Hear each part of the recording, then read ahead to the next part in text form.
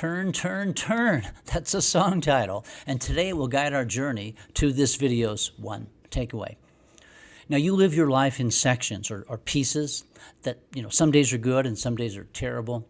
You experience joy and then you experience the opposite, grief. There are seasons when everything seems to be growing and then seasons when everything falls apart. You've been taught to think of your existence as a series of opposites: birth and death, laughter and weeping, and war and peace.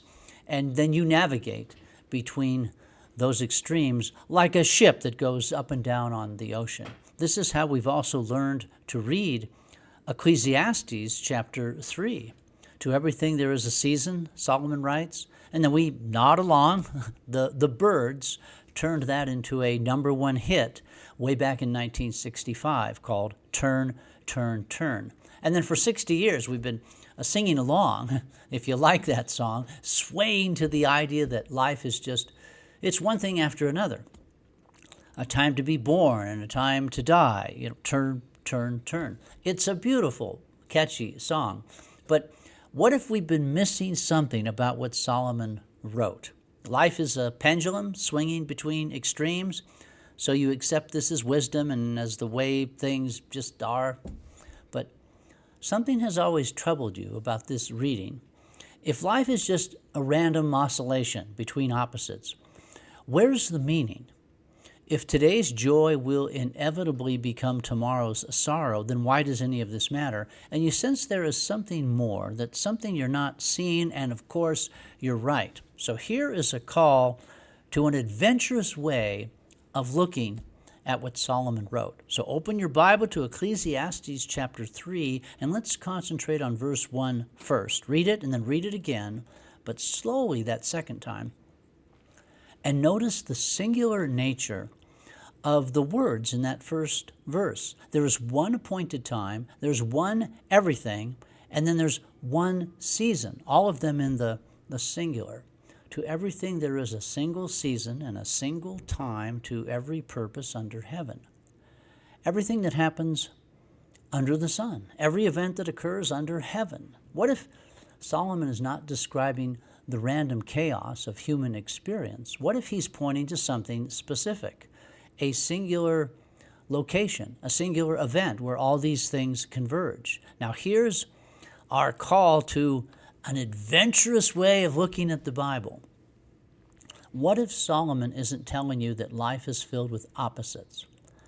What if he's telling you that God has one moment, one eternal, paradoxical, all-encompassing moment that contains everything you will ever experience? And what if that moment has a name?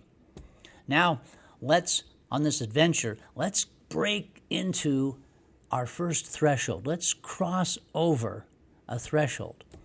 You have to let go of linear thinking in order to do that. You have to step outside of time as we know it. See, every single day on planet Earth, approximately, 400,000 people are born and roughly 170,000 die. So you could say, for some people, the sun is rising. The dawn is breaking over the mountains of their new day and new life. And for others, the sun is setting. This is the final light fading over the Pacific Ocean as they breathe their last. So from our position here on the ground, these appear to be opposites: birth and death, sunrise and sunset, beginnings and endings. Now, consider the sun, the one that's up in the sky. Step away from the earth, rise up and observe the whole solar system from a great distance. Now, from that privileged vantage point, you can see something different. The sun is always rising and it's always setting. What appear to an earthbound observer as polar opposites are actually just different manifestations of the exact same movement. The sun never stops shining just because someone experiences a sunset. The movement, it's continuous, it's eternal, it's unchanging. So now go back to Ecclesiastes and look at verses 2 through 8. Let's look at one half of each of those verses first. We'll call it the dark half. There is a time to die, a time to uproot, a time to kill, a time to tear down, a time to weep, a time to mourn, a time to throw stones, a time to refrain from embracing, a time to give up as lost, a time to throw away, a time to tear apart, a time to be silent, and a time to hate, and a time for war. Now, if you go back and read that list again, here's what you've got.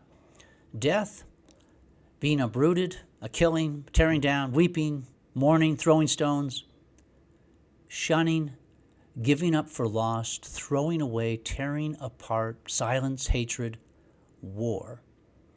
Now, do you see something? Every single one of those descriptions points to a hill outside Jerusalem on a Friday afternoon about 2,000 years ago. Death, somebody died, uprooted, he was torn from his people, killing and tearing down all of our fortresses, weeping and mourning, plenty of that going on. He was the man of sorrows. Throwing stones, the crowd hurled their accusations. Shunning, as one from whom men hide their faces.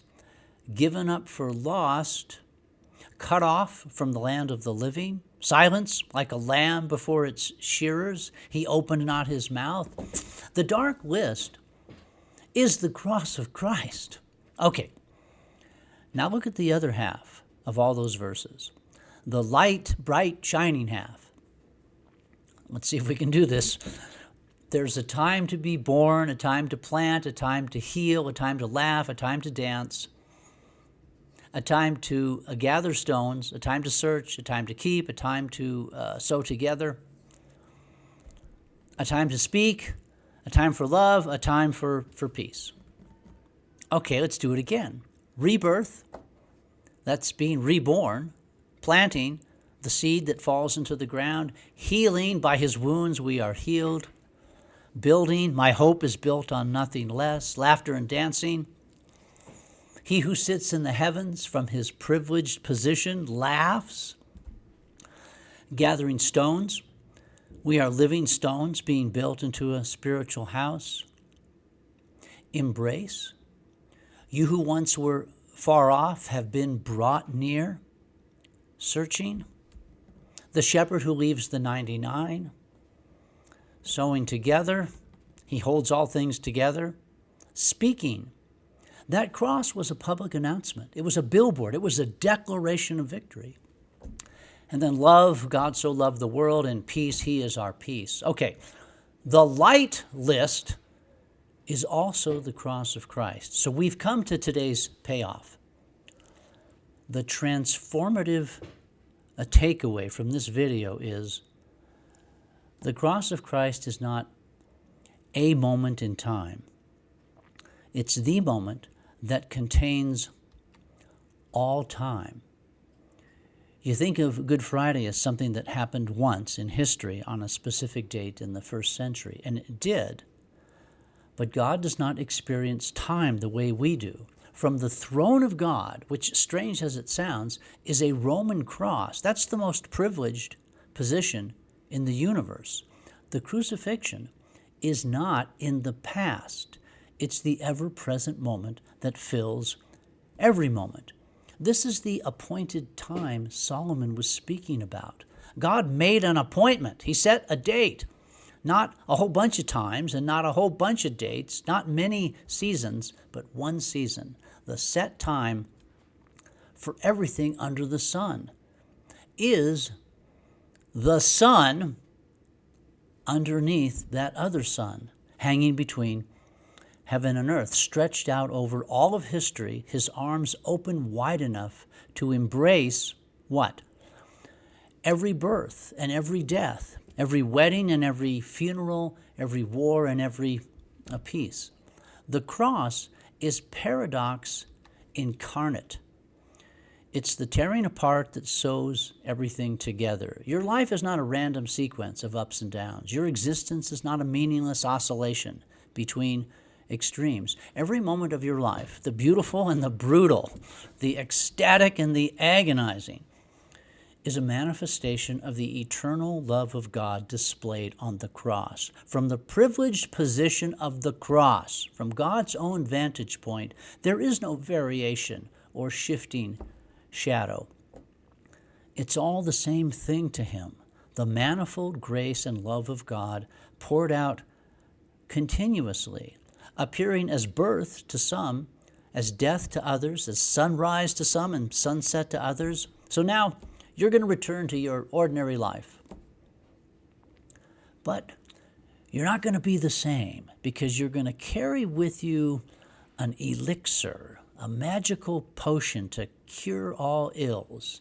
It's miraculous, it's restorative, it's transformative and powerful, supplying the comfort and gratitude that comes from knowing your existence has meaning, because you're living inside of the eternal moment of God's love.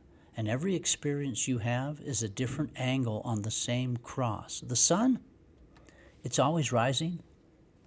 The sun is always setting. And that other sun is always loving you. To everything there is a season. And the season is right now. The season is always. And the season is the cross of Christ. So turn your eyes upon Jesus and look full in his wonderful face. In Jesus' name, amen.